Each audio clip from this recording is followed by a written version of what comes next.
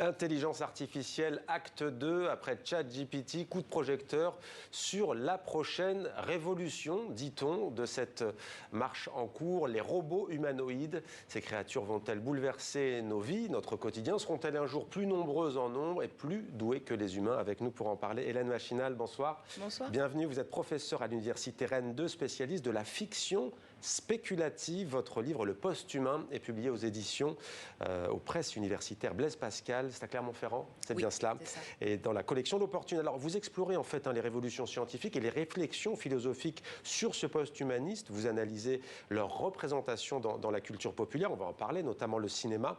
Mais quand est né d'abord le post-humanisme, selon vous ?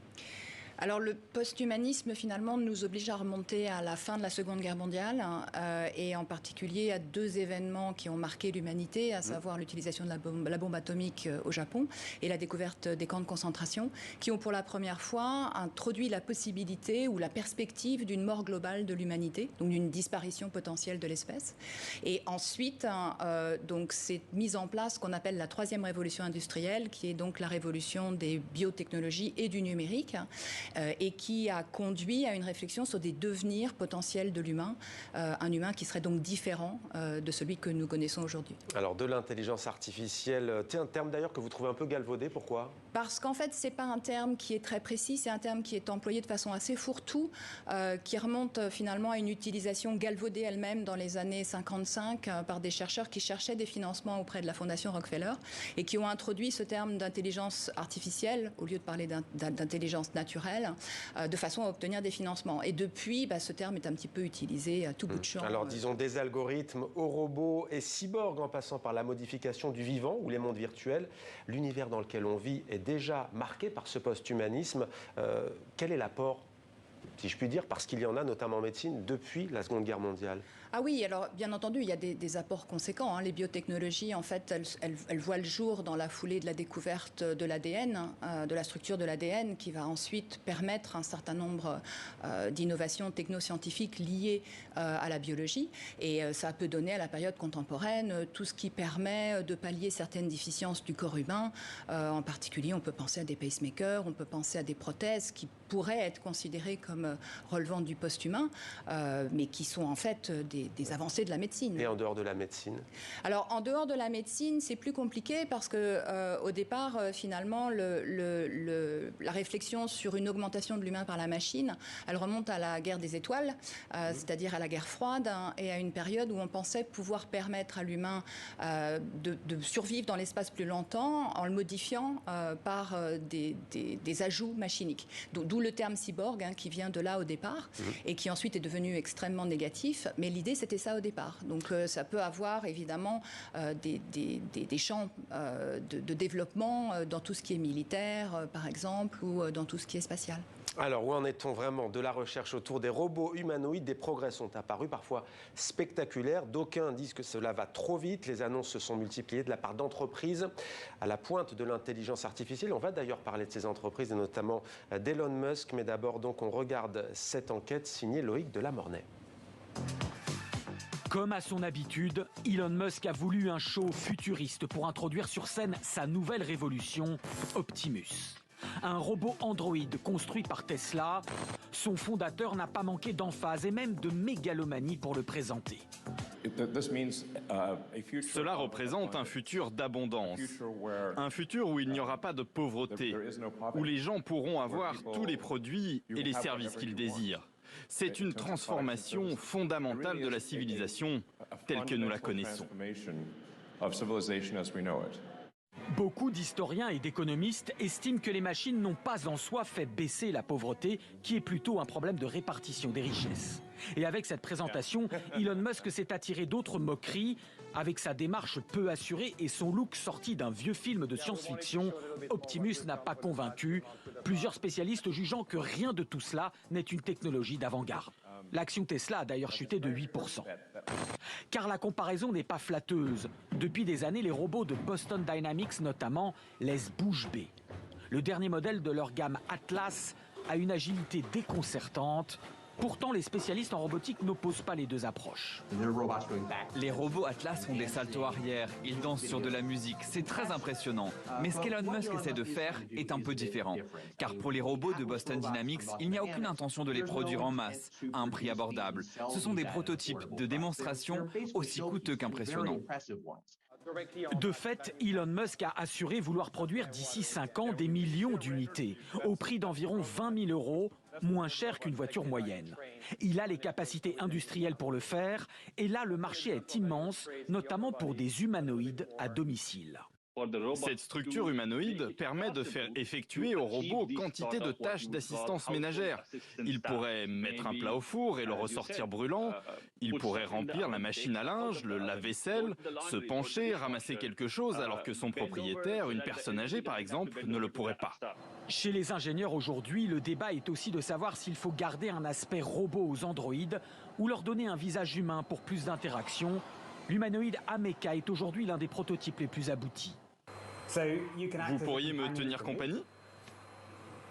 Bien sûr, je peux être un compagnon pour les humains. Il y a 4 ans, l'acteur Will Smith avait accepté un rendez-vous galant avec l'androïde Sophia. Sophia, je peux être honnête avec vous ? Je préfère que nous restions amis. Prenons d'abord le temps de nous connaître. Même si son visage a encore de quoi effrayer.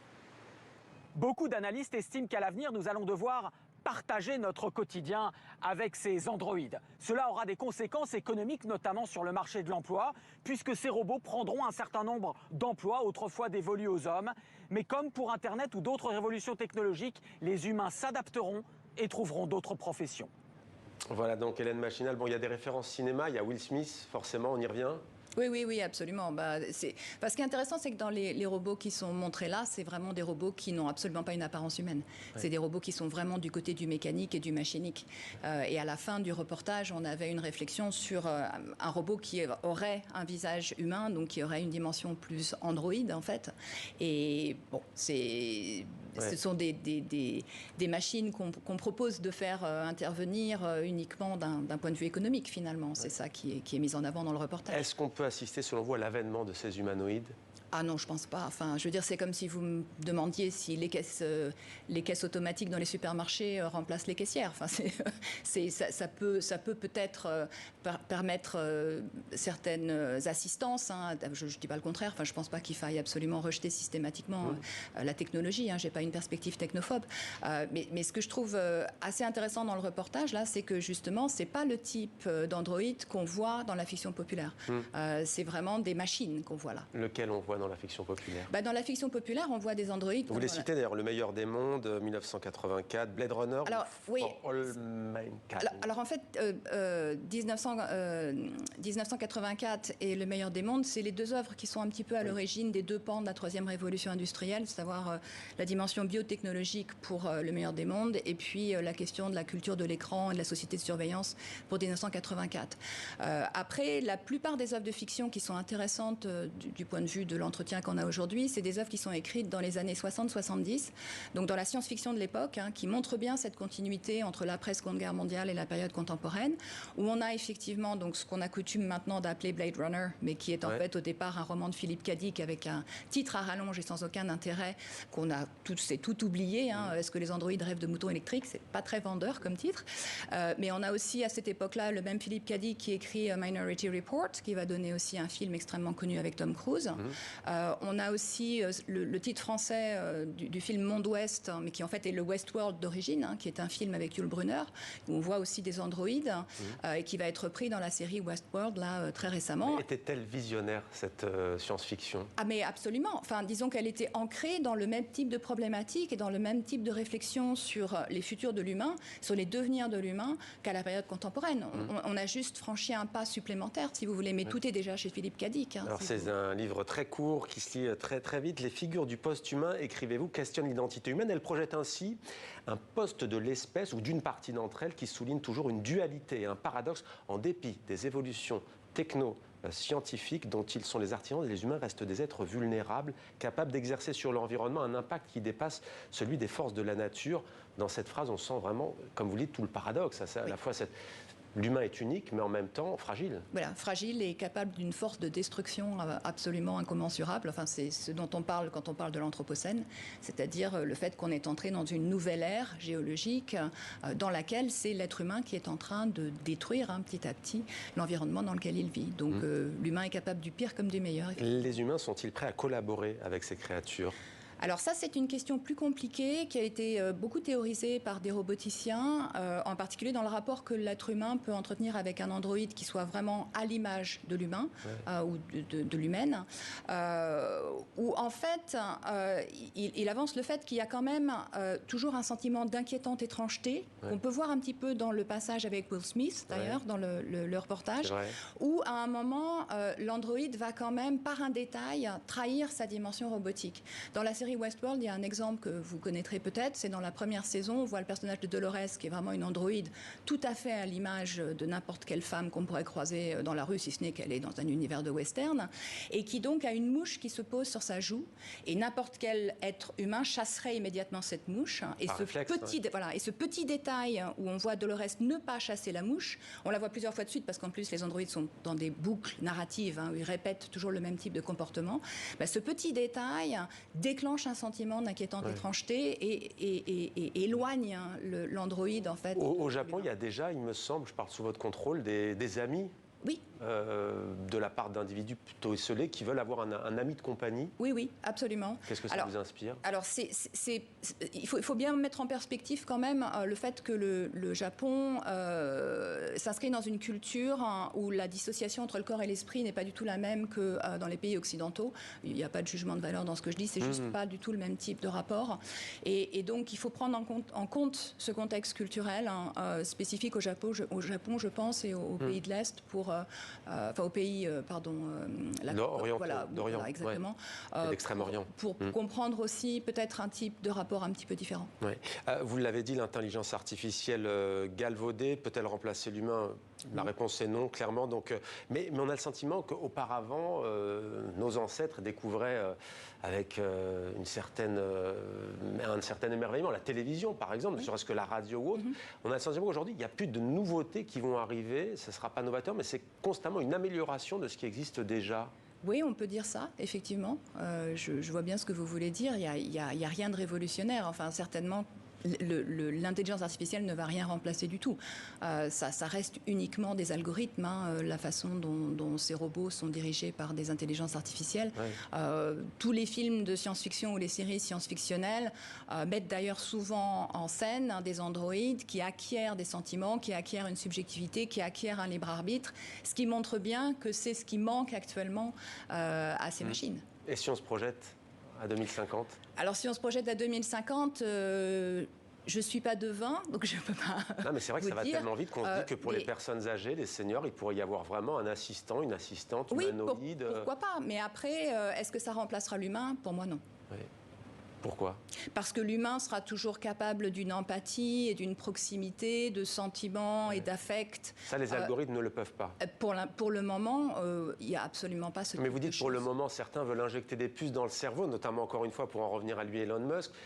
Les neuroscientifiques disent attention, c'est pas pour aujourd'hui, parce que ça pourrait, par exemple, on pourrait retrouver certaines activités qui ont été supprimées par un accident, notamment l'usage de la parole, l'usage de ses jambes, par exemple.